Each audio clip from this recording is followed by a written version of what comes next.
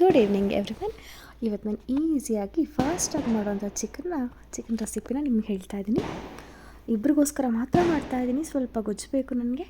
ಒಂದು ಪ್ಯಾನ್ಗೆ 1 tea spoon oil ಹಾಕಿ ಒಂದು ಹಾಫ್ ಆನಿಯನ್ ಕಟ್ ಮಾಡಿಕೊಂಡು ತೊಳೆದಿಟ್ಕೊಂಡಿರೋ ಚಿಕನ್ನ ಹಾಕಿ ಒಂದೆರಡು ನಿಮಿಷ ಬಿಟ್ಟು ಒಂದು ಹಾಫ್ ಟೀ ಸ್ಪೂನಷ್ಟು ಅರಿಶಿನ ಆ್ಯಡ್ ಮಾಡಿದೆ.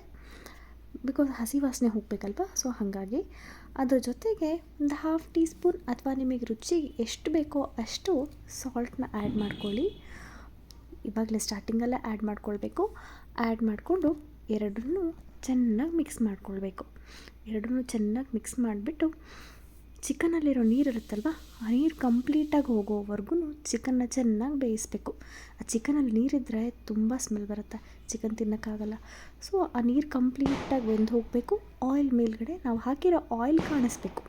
ಆಯಿಲ್ ತೇಲೋವರೆಗೂ ಚೆನ್ನಾಗಿ ಚಿಕನ್ನ ಮಾಡ್ಕೊಳ್ಬೇಕು. ಅದಾದಮೇಲೆ ಒಂದು ಹಾಫಿಂದ 1 ಟೀ ಸ್ಪೂನಷ್ಟು ಖಾರದ ಪುಡಿ ಸೇರಿಸ್ಕೊಂಡಿದ್ದೀನಿ. ನಿಮಗೆ ಖಾರ ಎಷ್ಟು ಬೇಕೋ ಅಷ್ಟೇ ಇರಿಸ್ಕೊಳ್ಬೋದು. ಹಾಕ್ಕೊಂಡು ಒಂದೆರಡು ನಿಮಿಷ ಚೆನ್ನಾಗಿ ಮಿಕ್ಸ್ ಮಾಡಿಬಿಟ್ಟು ಅದು ಕಂಪ್ಲೀಟಾಗಿ ಆಯಿಲೆಲ್ಲ ಹೊರಗೆ ಬರೋ ತನಕ ನೀಟಾಗಿ ಮಿಕ್ಸ್ ಮಾಡ್ಕೊಂಡು ಬಿಡಬೇಕು. ಅದಾದಮೇಲೆ ಒಂದು 5 ಮಿನಿಟ್ಸ್ ಆದಮೇಲೆ ಒಂದು ಟೊಮೆಟೊ ತೊಗೊಂಡಿದ್ದೀನಿ. ನಾಟಿ ಟೊಮೆಟೊ ಹಾಕ್ಕೊಳ್ಳಿ, ಚೆನ್ನಾಗಿರುತ್ತೆ. ನಾಟಿ ಟೊಮೆಟೊ ತೊಗೊಂಡು ಚಿಕನ್ ಜೊತೆಗೆ ಚೆನ್ನಾಗಿ ಮಿಕ್ಸ್ ಮಾಡಿಬಿಟ್ಟು ಒಂದು 5ರಿಂದ 8 ನಿಮಿಷದವರೆಗೂ ಚೆನ್ನಾಗಿ ಬೇಯೋ ಥರ ಬಿಡಬೇಕು. ಚಿಕನ್ ಚೆನ್ನಾಗಿ ಬೇಯಬೇಕು ಅಂತ ಹೇಳಿದ್ರೆ ಒಂದು 5 ನಿಮಿಷ ಮುಚ್ಚಿಡಬೇಕು. 5 ನಿಮಿಷ ಮುಚ್ಚಿಟ್ಟು ಚೆನ್ನಾಗಿ ಆ ಟೊಮೆಟೊ ಎಲ್ಲ ಮೆತ್ತಗೆ ಬೇಯಬೇಕು. ಚೆನ್ನಾಗಿ ಬೆಂದ ಮೇಲೆ ಒಂದ್ಸರಿ ಓಪನ್ ಮಾಡಿ ನೋಡಿ, ಚೆನ್ನಾಗಿ ಬೆಂದಿರುತ್ತೆ. ಅದು ತಳ ಹತ್ತದಂಗಿದ್ರೆ ತುಂಬ ಟೇಸ್ಟಿಯಾಗಿ ಬರುತ್ತೆ.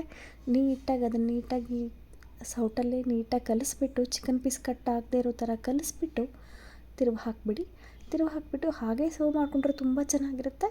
ಬಟ್ ನಂಗೆ ಸ್ವಲ್ಪ ಗ್ರೇವಿ ಬೇಕು, ಅದಕ್ಕೋಸ್ಕರ ನಾನೊಂದು ಹಾಫ್ ಗ್ಲಾಸಷ್ಟು ವಾಟರ್ನ ಆ್ಯಡ್ ಮಾಡ್ತಾಯಿದ್ದೀನಿ. ಬಿಕಾಸ್ ನನಗೆ ಅನ್ನಕ್ಕೆ ಗೊಜ್ಜು ಥರ ಬೇಕು. ಸೊ ಹಾಗಾಗಿ ಫಾಸ್ಟಾಗಿ ಬೇಗ ಆಗುತ್ತೆ. ಒಂದೆರಡು ನಿಮಿಷ ಬಿಟ್ಟು ಓಪನ್ ಮಾಡಿ ನೋಡಿದರೆ ನಿಮಗೆ ಬಿಸಿಯಾಗಿರೋ ಚಿಕನ್ ರೆಡಿ ಆಗಿರುತ್ತೆ. ಅನ್ನದ ಜೊತೆಗೆ ನೀವು ಸರ್ವ್ ಮಾಡಿಕೊಂಡ್ರೆ ತುಂಬ ಚೆನ್ನಾಗಿರುತ್ತೆ. ಸ್ವಲ್ಪ ಗೊಜ್ಜಿದ್ರೂ ಆರಾಮಾಗಿ ಊಟ ಮಾಡ್ಬೋದು.